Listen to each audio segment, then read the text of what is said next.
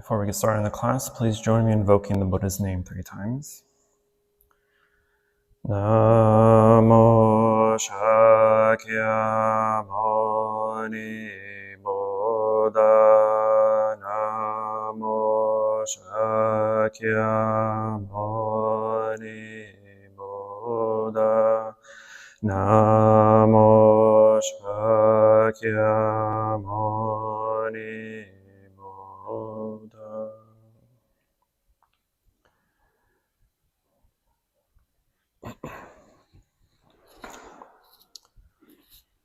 Good humid morning to you all.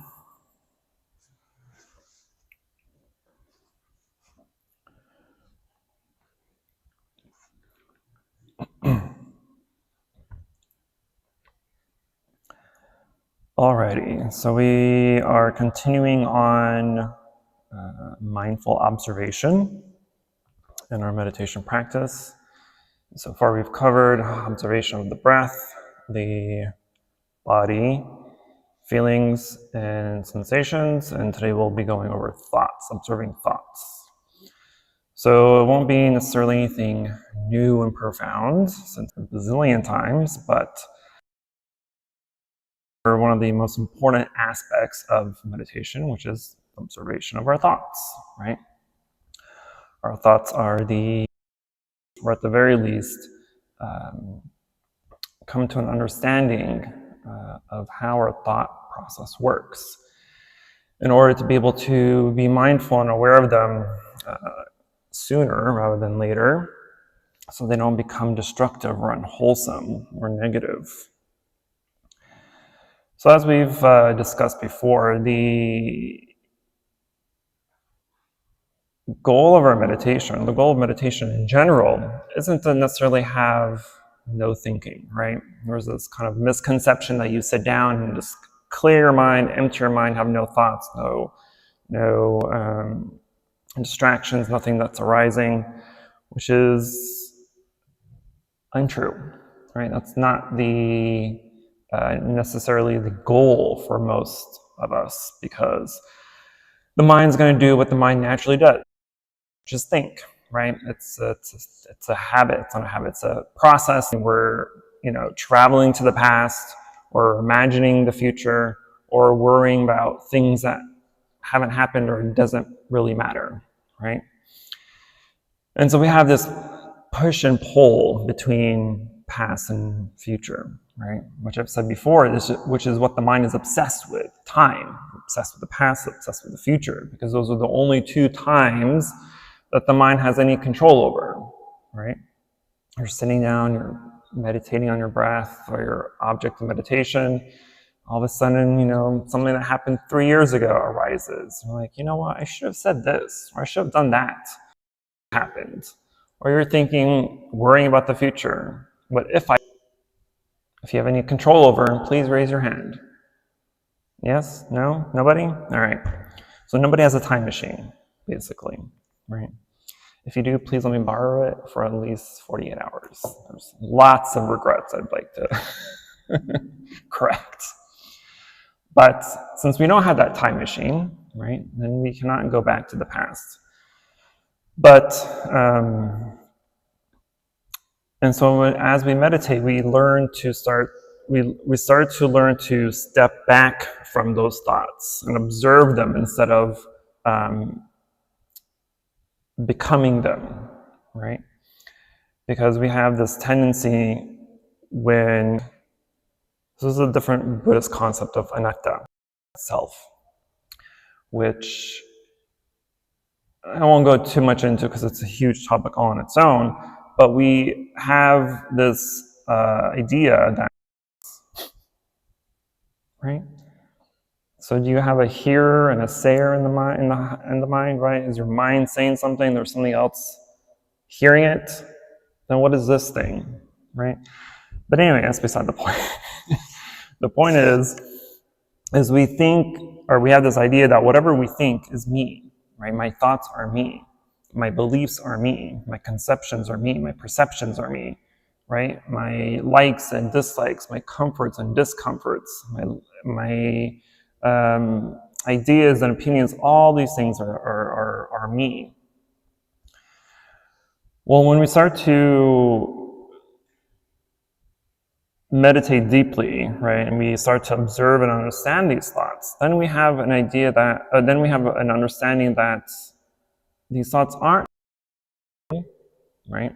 They are just something that is going to cement you into a certain idea or belief. And so when we see these thoughts in this way, right, then we can assume, well, sorry, let me backtrack. If we start to think like that our thoughts aren't you, that the thoughts are simply events that arise and cease, then there's no reason for us to kind of fight them, right? Because what happens in meditation when we're thinking about the past or future, some people may use that as discouragement. Oh, I'm thinking about the past, or I'm thinking about the future, right? I'm not meditating, I'm not being in the present, I'm not being in the moment, right? And so there's a fight between, oh my gosh, what am I thinking? I shouldn't be thinking, I should be meditating, right? But that's not what you want to do, because the simple acknowledgement of you thinking is exactly what we're supposed to be doing. It's exactly meditation right there, right? It's not thinking, it's knowing that you're thinking. And so regardless of how long it takes you to recognize that you're thinking or you're distracted or there's a thought arising, it's exactly what you're supposed to be doing. That's the goal of meditation.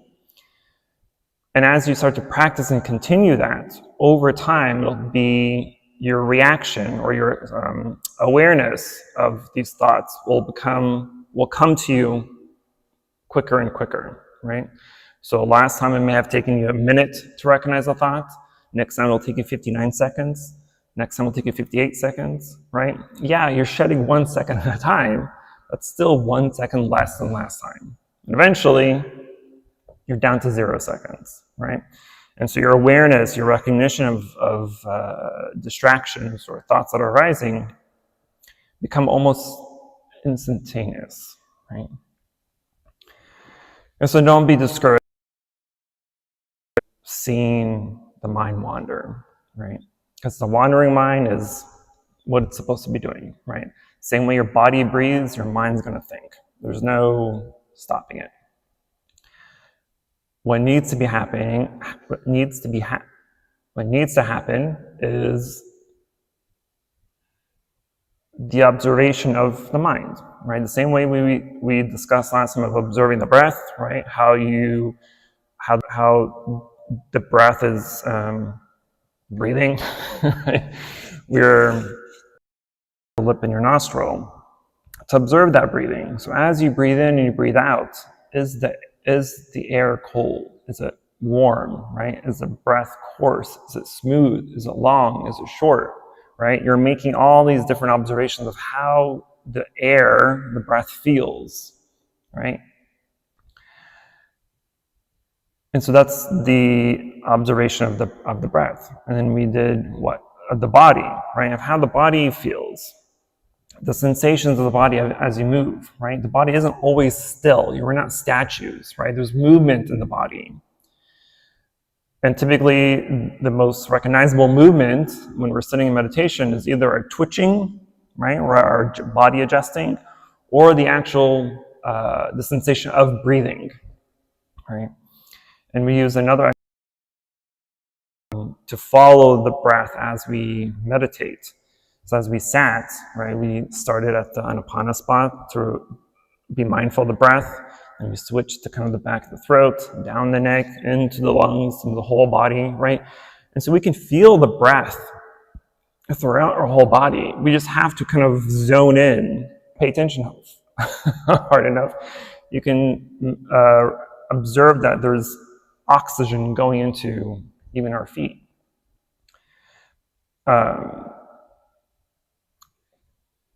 Where was I going with this? I don't know. But it's the observation of the different parts of the body, right? And so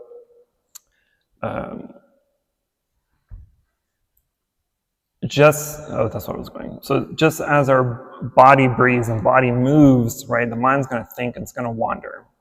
There's no, there should be no,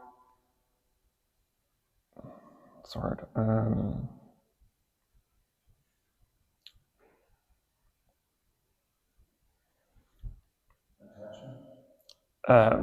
attachment. Oh goodness. Resistance. There should be no resistance to what the mind is doing, meaning don't resist the thoughts that are coming in. Don't try to push them out. Because you can technically sit down and force the mind to not think, right? You can force the mind to be so hyperfixated or focus on something that you can mentally push out and stop thoughts. But we don't want to do that because that's causing a lot of exertion in the mind, right? That's a lot of, but we don't want to do that, right? The same way we don't want to sit and control our breathing, right? And so when we're meditating on the breath, right, depending on what method you use, if you're counting, for instance, the problem that I hear, and even with myself early on, that when we're counting, we have a tendency to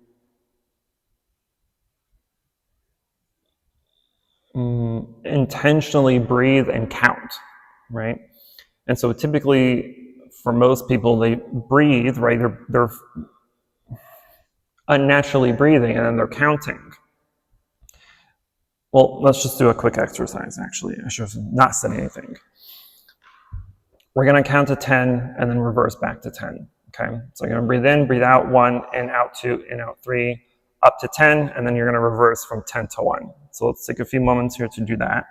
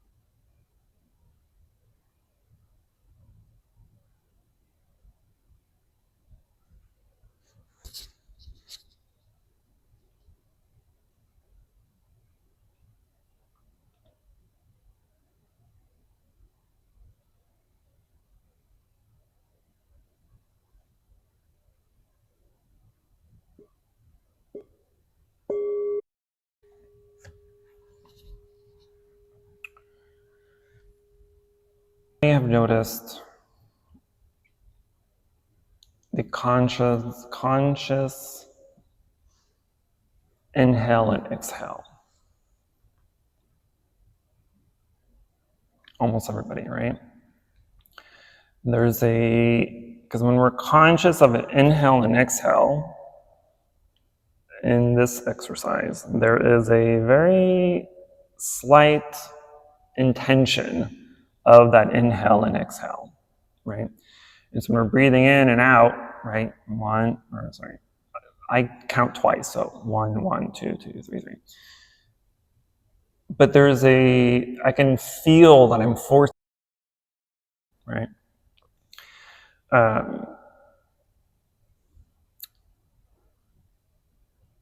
If you do that long enough, right? I mean, we did it for like, a minute or two?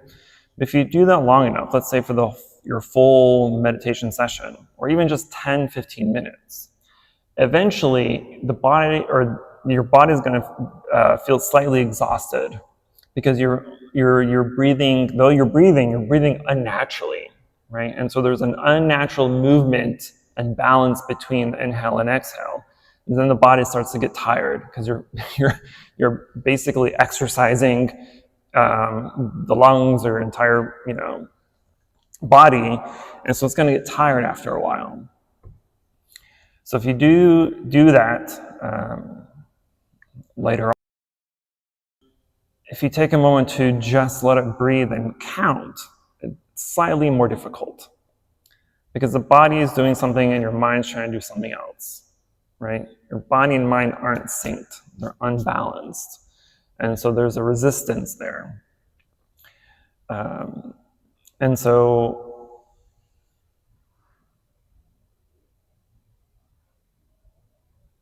let me ask this then. As you were counting, who counted before the breath inhaled or exhaled?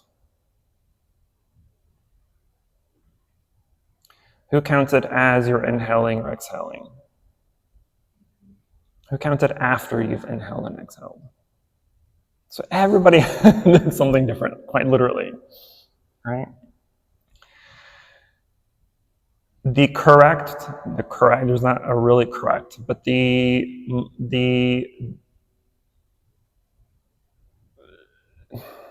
more balanced, comforting way to count is after the breath. Because you've allowed the inhale and exhale to just happen, and then you've counted. Otherwise, when you're doing it, not necessarily before, but especially during, there's gonna be a sensation of feeling like you're breathing for like 1 second or 2 seconds, right? There's a measurement almost. It feels like there's a measurement. But counting after the breath, so just take a few seconds now to breathe in and breathe out and then try to count, right? And see, and try to feel the difference, right? Do it for at least 5 breaths or so. What is it? What's the difference in change?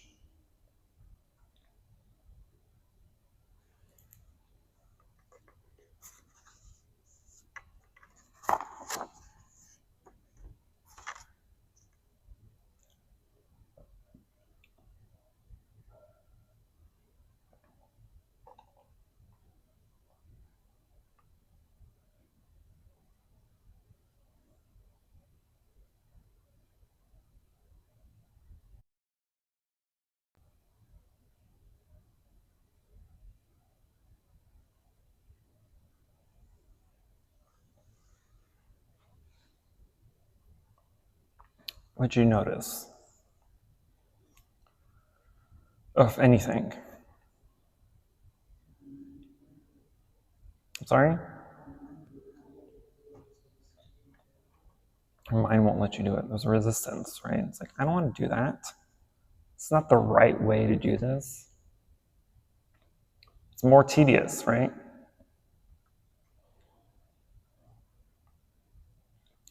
What are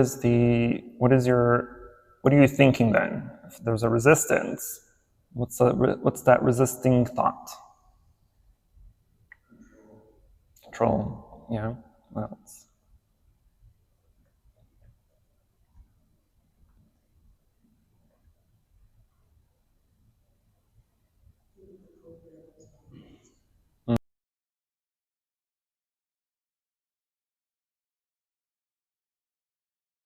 is to question. Part of the practice is to ask why. And so when there is resistance in the mind with anything, whether you're meditating or not, right? If there's a resistance, if there's if your mind is talking back to you almost, right? We have to ask it why, right? Because there's a reason for everything. Anything that you like, that you don't like, that you agree with, you disagree with, any of your perceptions, your biases, your discriminations, they all have root causes. And part of our practice is to discover those roots. It's to dig out and pull out those roots, to see what is causing you so much suffering or resistance or dissatisfaction, whatever you want to call it. And so part of observing our thoughts is to recognize or to understand the mind and how it's working. Why does it react to things the way it does? You've heard me say 1,000 times that the biggest reason why we suffer in our normal and everyday life is because of our reactions, right? Your reactions are going to cause you to either suffer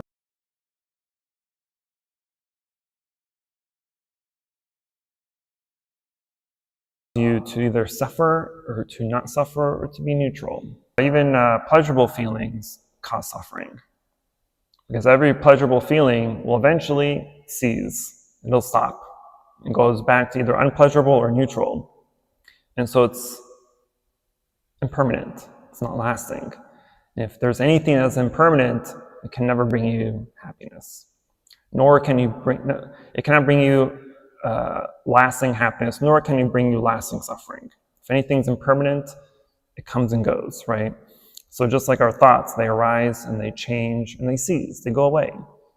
And the same thing happens with everything that brings us pleasure or displeasure or neutrality, or anything that you like or dislike, anything that brings you happiness or sadness, all are impermanent. And because they're impermanent, you should be grateful for it.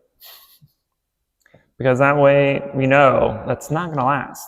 This feeling of happiness or sadness or grief or whatever it may be, right, is not going to be here forever.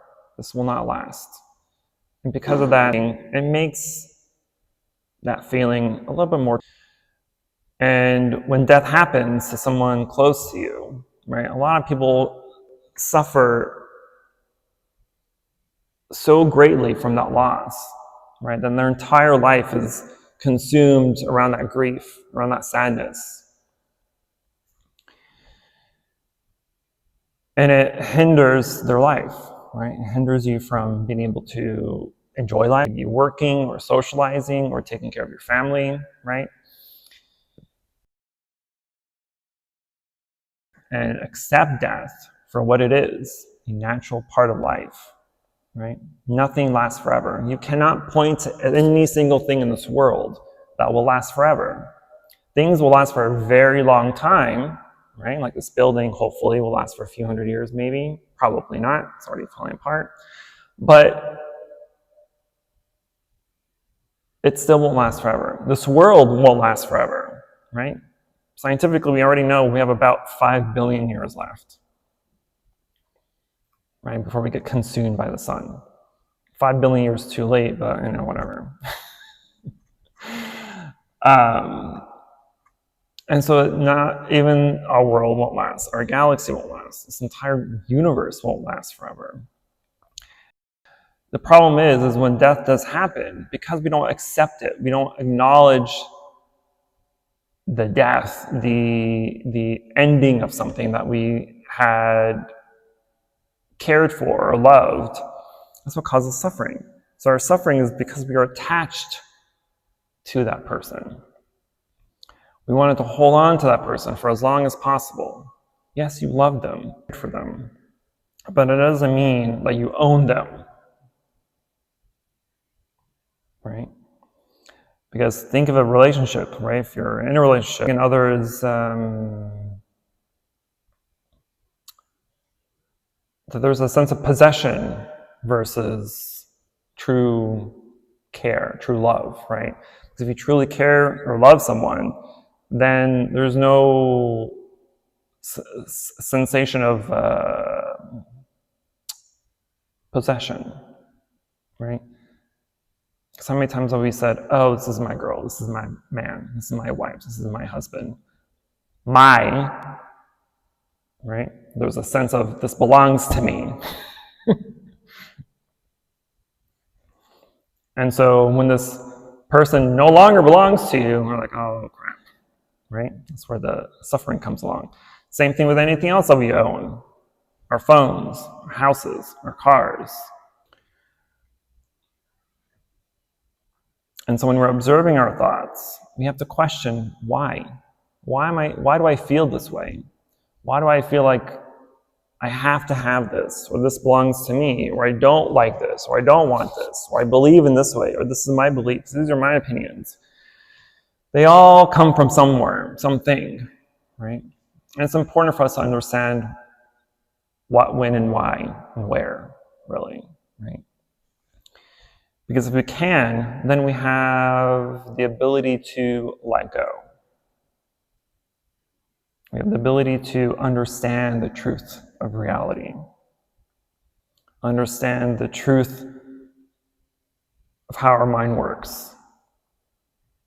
And when we do, then there's less suffering, there's less resistance, there's less what doesn't bring us happiness, right?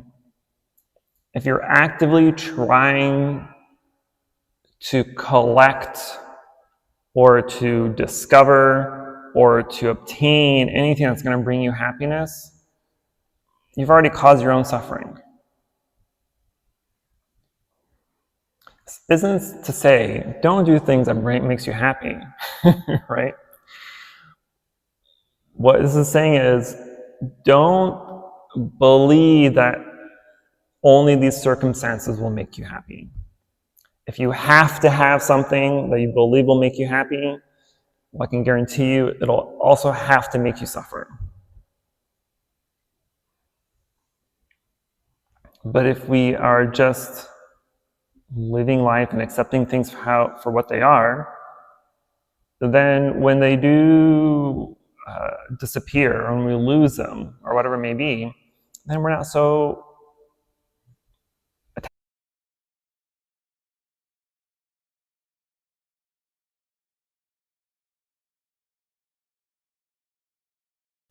Okay, let me give us time to actually sit for once.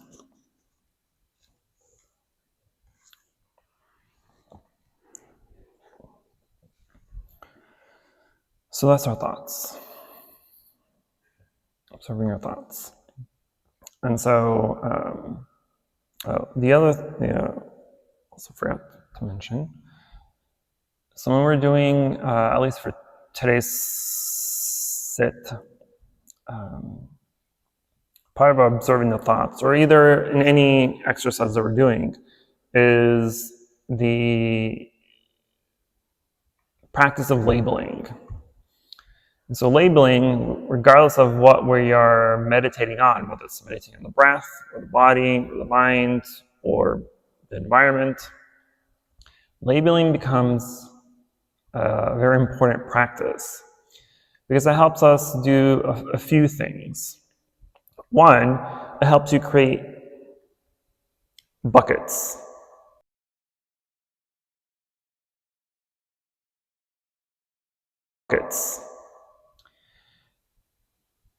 And we want to label it,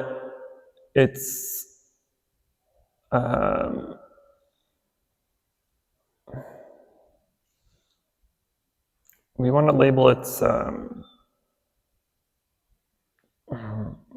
don't know how to say this.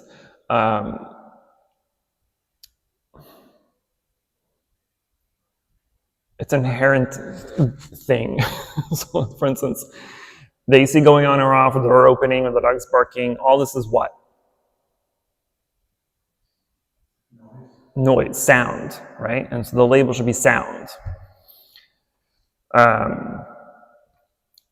If you want to go that generalized. But if we want to be more specific, then we can say door or AC or dog or barking, whatever comes to mind, right?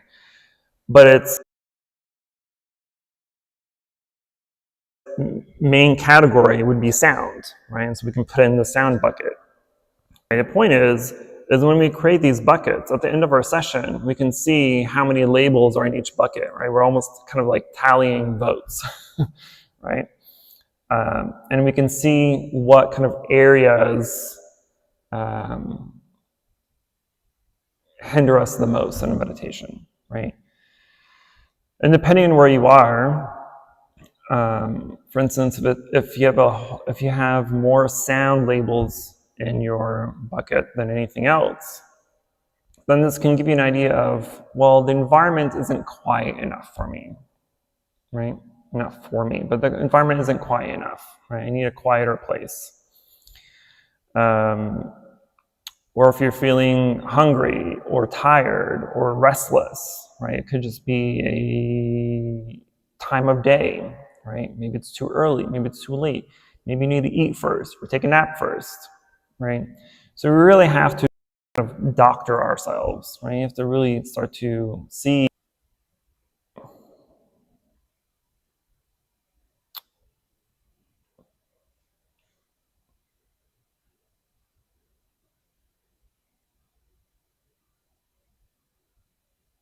Oh, goodness. Not only are you trying to work out the mind, right? You're trying to I'm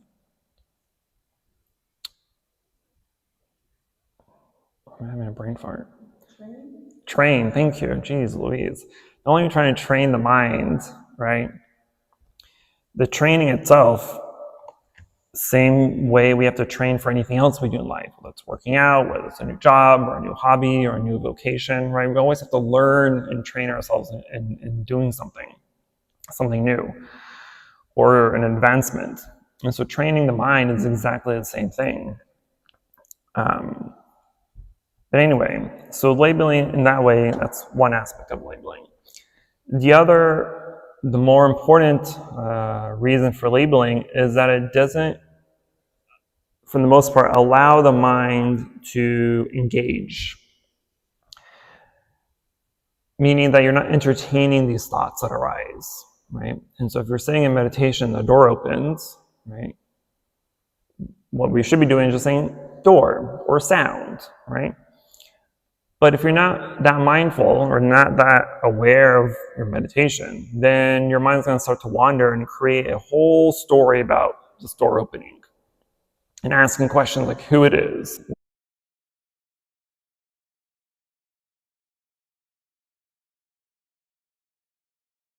Interrupting my meditation, right? You're adding all these extra information that is, right? Those are really dumb.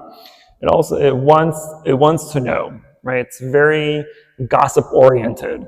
And so when we don't know something, it wants to know. So it either creates a whole fabrication of something, or it uses what it does know, in this case just hearing the sound of the door or the door opening, and fills in the gap with erroneous information, right? Just to give it kind of a story.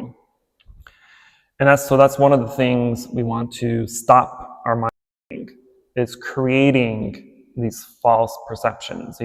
We're always creating something. We're always making things up just to satisfy our curiosity or satisfy the mind from wondering. And so labeling puts a stop to that. So instead of asking all these questions of why the door opened, we can simply just say door or sound or noise and go back to your object of meditation, right? Because as soon as you make that recognition, the mind typically, though it's kind of dumb, it's again very smart. And so when you put a label to something, it's like, all right, you caught me, and we'll go back to your object of meditation, right? And so you're meditating and something else happens and you label it, and it's like, all right, you caught me again, right? And so we do this over and over and over again, which is perfectly fine, right? If you've sat there and your entire meditation is just labeling, that's still a very successful meditation, right? But eventually, the labeling will lessen, right? Because again, you're training the mind, so the mind will start to eventually understand what we're trying to do. But it will take some time. But eventually, the labeling will stop, or maybe not stop entirely, but it won't be such a main character in your meditation, right? And eventually the mind starts to settle and gets into higher states of consciousness and gets into a deeper meditation. Gets to a point of what I'm trying to get you all to is what we call access concentration, right? It's a state of mind where your distractions, the thoughts that arise, are very ever being unfocused for the entire duration of your session. Typically, I would say the minimum would be 30 minutes. Then we've entered a state of mind called access concentration, which is a prerequisite or precursor to the higher levels stage of meditation that we call jhana. But this access concentration is exactly where we want to be. This is kind of the end goal of our practice, is to get to this point where our object of meditation is in complete focus for the entire duration of our meditation, with little to no distractions. Right? Again, little to no. This doesn't mean you don't have to have any distractions, but as long as they're kind of wispy, they're in the background, they're just kind of tapping your kind of what's happening. Some emotional outbursts.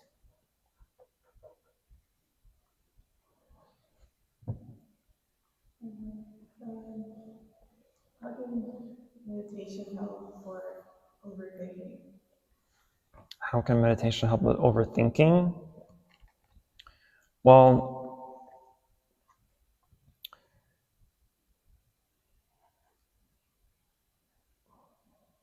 or can it? It can.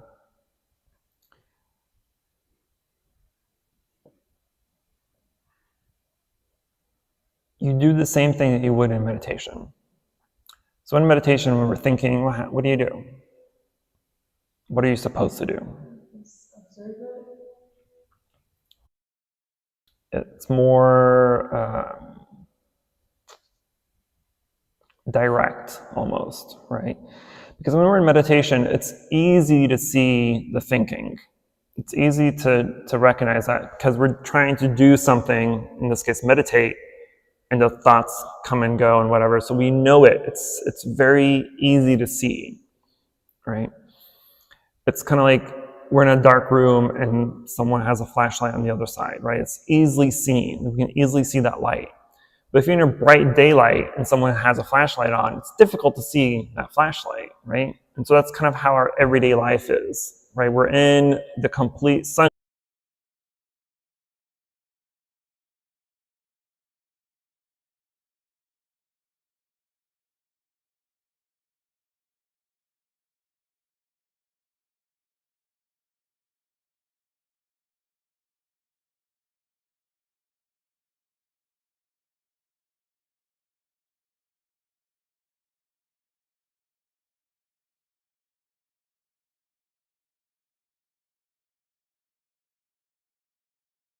Beads or the malas, right? We use those as tools to help us slow down that thinking. Because essentially what we're trying, this isn't a forever solution, but what we're trying to do is distract the mind from overthinking onto something else. So we use a mantra, or we use a beads, or we use any other tool, right? We're essentially just trying to get it away from doing something and to do something else that we want it to do. And so it's a temporary distraction almost, right? But again, it's a tool. So I would suggest using a mantra or using beads, right? If you wear beads all the time, or the malas, if you have it on you, use that as a distraction.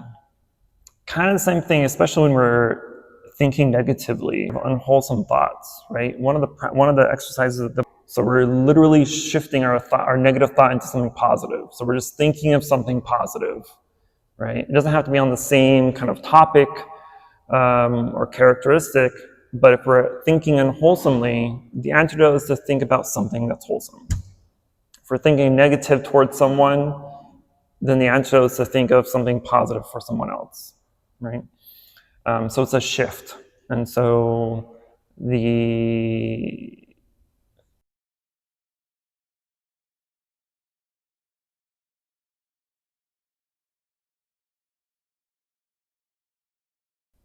solution is to simply just shift your attention to something. As the mind starts to be trained and starts to recognize the pattern that you're trying to have it create, you'll need the tool less and less over time.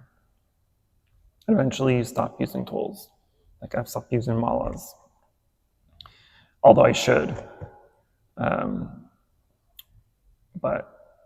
I use mantras instead. It's easier. I can take it with me anywhere. I don't have to forget it. It's in my mind. So as long as I have my mind, which isn't very often, I seem to let my mind stay behind sometimes. But or use your breath. Go back to the breath, right? The breath is something you have with you every single second of your life, right? And if you know any breathing exercises, that's also beneficial, right? Breathing exercise that I use when I'm anxious is deep, paused breaths. So it's a deep inhale through the nose and mouth. So you're filling both kind of the abdomen and your chest. You hold it for as long as you can. You breathe in for as long as you can. You hold for as long as you can, and you exhale for as long as you can. Pause for as long as you can. Inhale for as long as you can. Pause for as long as you can. Exhale. Try to do it sitting down or laying down. It may make you lightheaded. When you're breathing in, deep breaths and you're holding and exhaling will cause lightheadedness. But that does technically help reset the nervous system, and it will stop the mind from being crazed by overthinking. Good question. Any other questions before we sit? Well, you are sitting, but you know what I mean.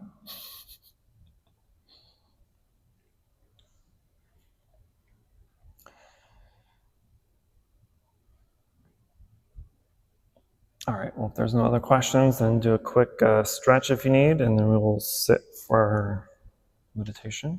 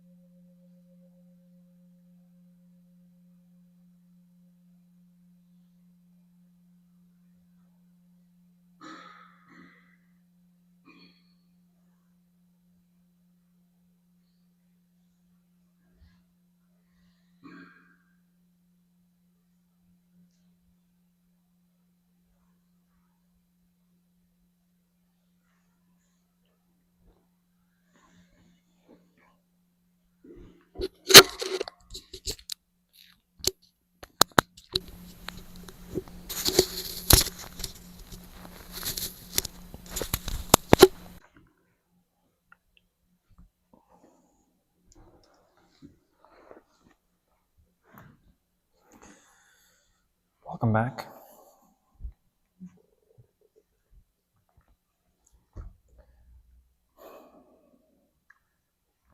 How many thoughts did you entertain? All? Were you at least aware that you were entertaining the thoughts? That's what's most important.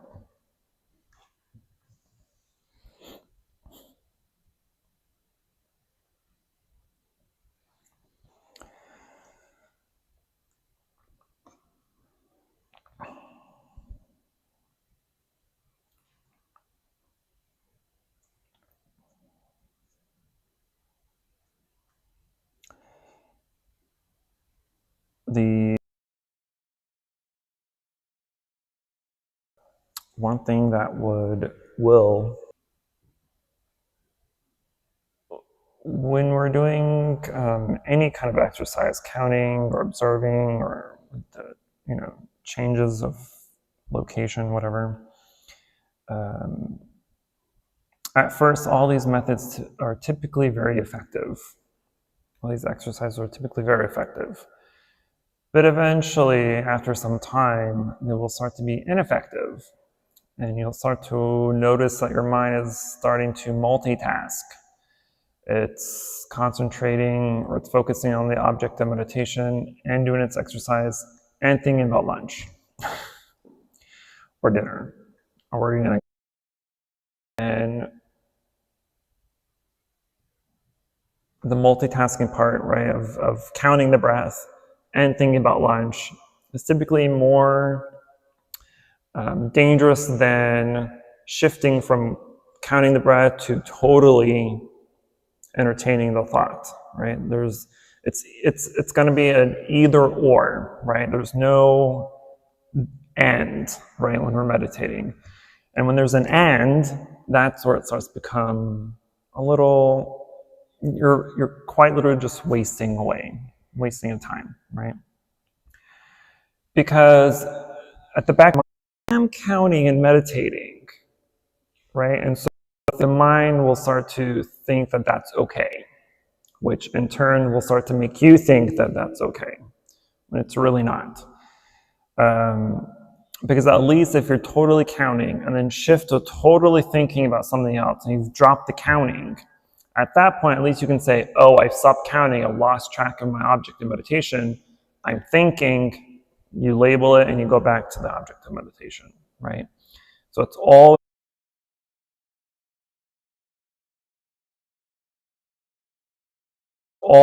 it has to always be an if or, right? All exercises and techniques, like these are all tools, right? These are just simply to help you build the foundation of meditation, and eventually you'll be able to drop them, right? The same way we use tools to like fix something or to install something.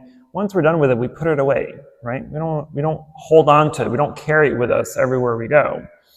So all the tools that we use in meditation works in the same way too, right? We use them until we no longer need them and you can put them away. Because eventually you don't need the tools. The tools are simply just to help us get into the zone.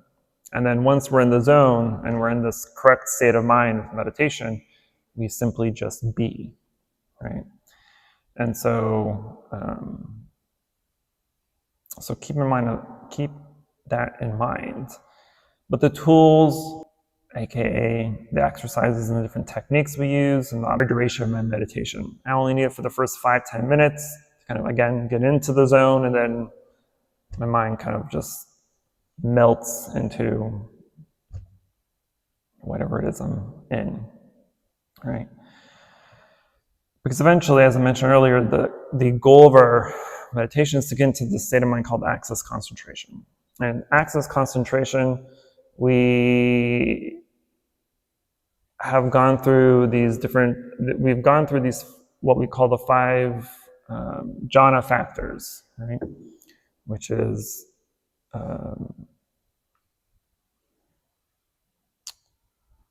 always forget the word. That's the word I'm looking for. What's a word where you hold on, maintain? Continuous? Yes, but what's a different word? There's a specific word I'm looking for. Constant?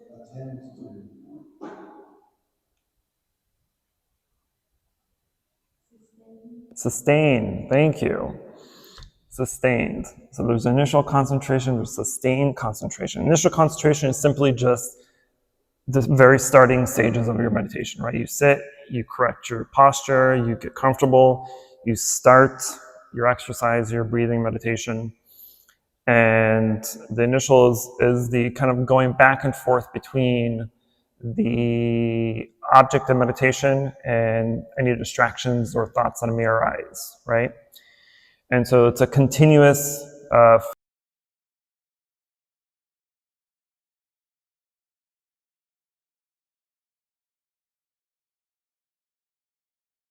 back your mind to the object of meditation. It's a state of, then we get into a state called piti, or joy. This is a kind of physical joy sensation we have in the body. So eventually, once the mind is calmed and the body starts to calm, right? Then there will arise a sensation of piti somewhere in the body.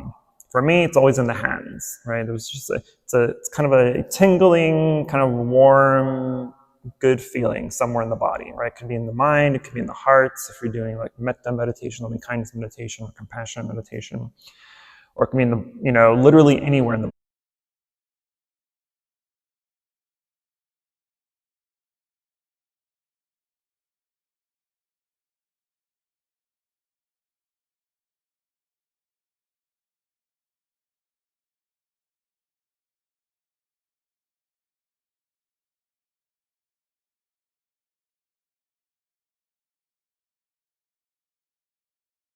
again, your mind is hyper-focused on just the object of meditation.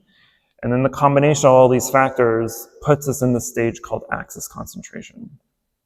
And it's in this stage where, again, you're just completely in the zone, right? There's your body is very stable, your posture is very stable, the mind is stabilized on the object of meditation. There's very little to no distractions, very little to no thoughts that arise. And it's in this stage where some of the senses kind of start to melt away, right? And so first to go is a sensation of the body, right? So you stop to feel the pressure of the body sitting. Maybe the sensation of, again, when I say that, where I start to feel piti versus in my hands, I feel like my hands don't exist anymore. They've melted in together. Or they're kind of like, I feel like this is happening, and really this is happening, right? So the senses, the sense of the body starts to kind of disappear. And then sounds start to not be totally acknowledged, right? Like sounds could be happening, the door be opening and closing, the dogs bark and they see it on and off, but you don't sense those, right? But anyway, so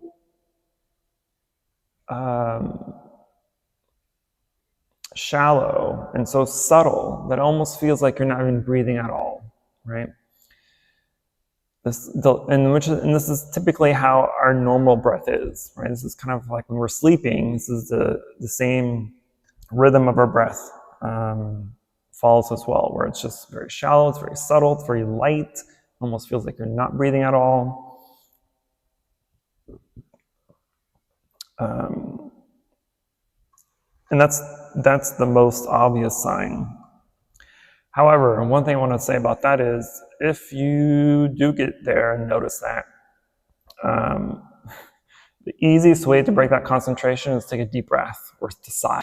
But that in itself is already a distraction. You've already broken that concentration. So try to avoid taking that sigh or deep breath if you've noticed the breath has become subtle. Just know that this is how it's supposed to be. Your body knows what to do, right? Your body's not going to stop breathing on its own. I mean, unless you've died. But, when you're alive, the body knows what to do. So even though you may feel like, I need to take a deep breath, the body, it's already doing its thing, right? It's taking care of you. Don't worry about it. But just be observant that you can make notations there, labels there, right? Shallow breath or slow breath or subtle breath, whatever you want to label it. Okay, I'll stop there. Any last minute questions, observations? I have one. What do you think of guided meditations? I'm not a fan.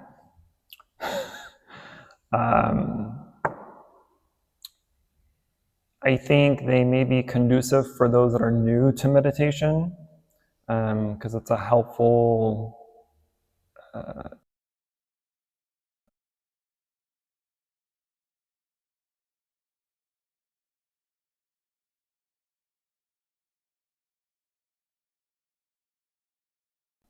again, guided meditations are very controlled, right? So you're quite literally, because you're following guidance, you're controlling what the mind does, you're controlling what the body has to do, you're controlling the breath according to what the guided meditation is telling you to do. So it kind of works in the opposite intention that we want, right? We're trying to sit and let go of control, and guided meditations are literally telling you to control, right? So it's kind of counter intuitive. But I think it is helpful for those that are new to meditation, because at least it gives them some direction as to what to do, and then you can take that guidance away from the guided part and just do it on your own.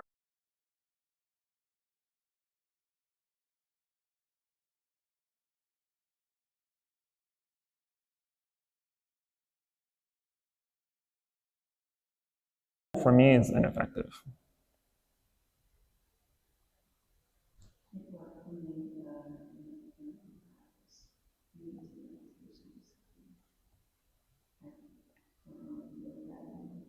Mm-hmm. If anything, I'm guiding myself when I'm meditating, especially if I'm doing a specific exercise.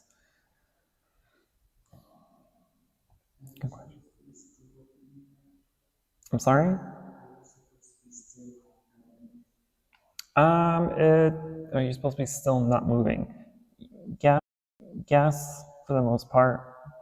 And so that's why I'm telling you kind of to stretch before meditation, because it will help, right? It will definitely help loosen the muscles and kind of help you be able to sit. And you do want to spend at least a minute or two really adjusting your posture, finding that comfort level. But at the same time, like I've said before, and be proficient in meditation, you're going to have to sit for longer periods of time, over time, right? You want to extend your meditations. You want to be able to sit eventually for 30 minutes, for 45 minutes, for an hour, for 2 hours, for 3 hours or more, right? And in order to do that, you have to train the body to be able to sit and tolerate some of those discomforts. Because especially if you feel your leg or falling asleep, it's tingling, it's discomforting, and we have an initial reaction to adjust. But it is something that will go away, right? It's impermanent. Those feelings and sensations are impermanent. But of course, with that said, if you are feeling actual pain right? Not discomfort, but actual pain, then at that point, go ahead and make the adjustment. You don't have to suck it up, buttercup. You can make the adjustments. But regardless of what we do, always keep in mind the mindfulness aspect of it. So if you are about to make an adjustment or a switch or something, just be mindful. Make that label of adjusting or switching or moving, right? Because it's still a mindfulness practice, even in the adjustments. But you do want to be able to sit comfortably in a position. Because eventually, like I've said before, like Play-Doh, like once you've molded it into its shape, right, aka us being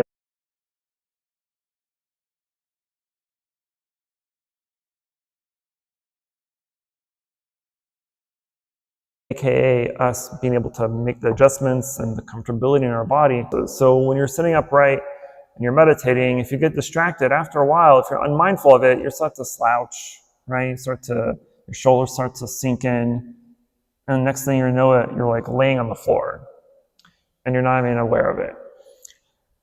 But that will never happen as long as you stay fully concentrated, right? Because again, you've molded yourself here into an upright position. You're gonna stay like that as long as you are concentrated. But of course, this doesn't mean that aches and pains and all that won't come up. We're Westerners. We're not used all day long, right? It's not kind of opposite of what our body knows. So you just have to train it. Train it to be tolerant. Yes, ma'am.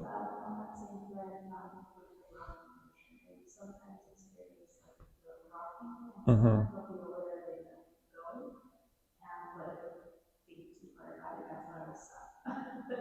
Yeah.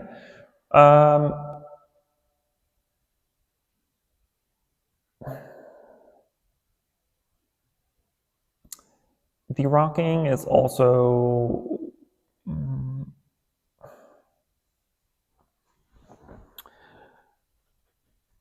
because I do it too sometimes. But now that I think about it, I don't know if I do it because my body's just being weird or if it's a distraction.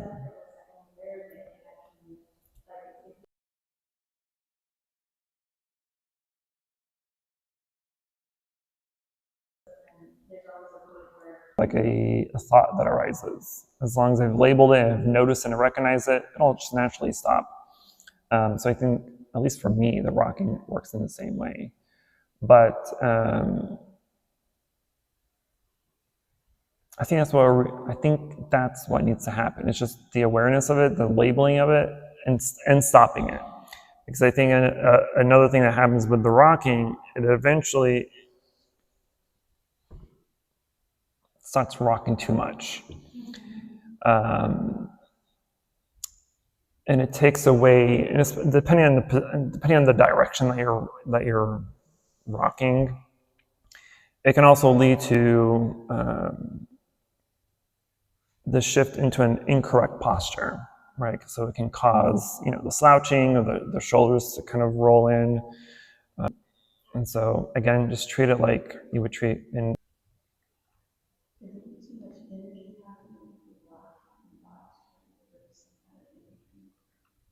It could be, right? Because technically it would fall under the category of restlessness, right? For using like the 5 hindrances as the foundation here.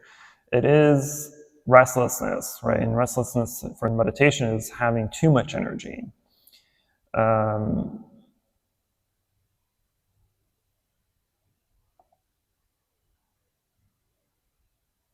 But I wouldn't use that as an excuse to continue rocking.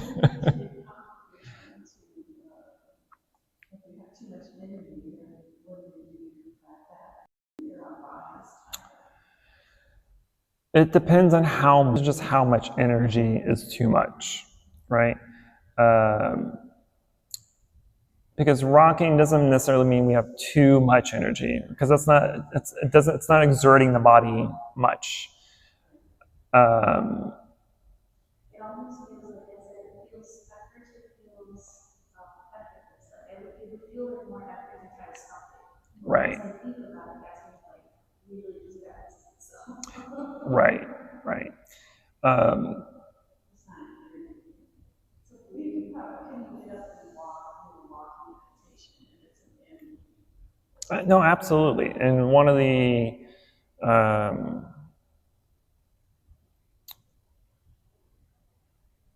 antidotes to restlessness and the other hindrance of sloth and torpor or laziness is to get up, right? So it's either if you're, for instance, if you're tired, right, open up your eyes if you close your eyes in meditation, or stand up, or do walking meditation, right? If we're suffering light to kind of, wake you up a bit, or do walking meditation. And but for restlessness, if it's true restlessness, then walking meditation is the antidote. And typically when you're having a true meditation session, there's a combination of both walking and sitting meditation. We haven't done walking meditation in some time. I don't know why I stopped, but typically there's always sitting, walking, sitting is the combination of meditation.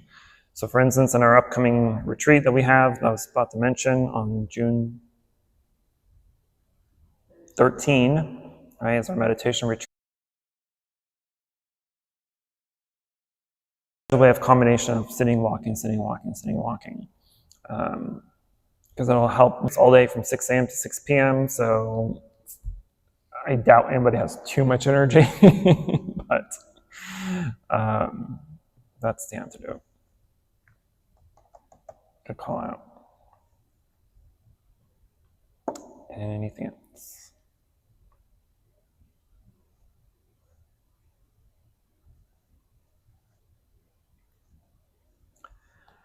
Awesome. All right. Well, as I just mentioned, we do have a meditation retreat coming up on June 13th, which is a Saturday. It's an all-day retreat. So again, 6 a.m. to 6 p.m. Sounds like a lot, but if you've been to any of our retreats, you know it passes by very quickly. But that will be. I use the retreat as a conclusion to our classes. Which is mindful observation. So we'll use all the techniques and lessons and exercises we've been practicing during the classes and utilizing them at the retreat. And then we'll take a kind of summer break from classes and come back in September. Yes, September. Cool. All right. Well, I hope to see some of you either tomorrow or next class or at our retreat. Before we close out the class, please join me again in invoking the Buddha's name 3 times and transferring the merit. Namo Shakyamuni Buddha Namo Shakyamuni Buddha Namo Shakyamuni Buddha. For any positive karmic action we've accumulated here today, we wish to transfer the merit to all sentient beings and wish them full enlightenment. Namo Shakyamuni.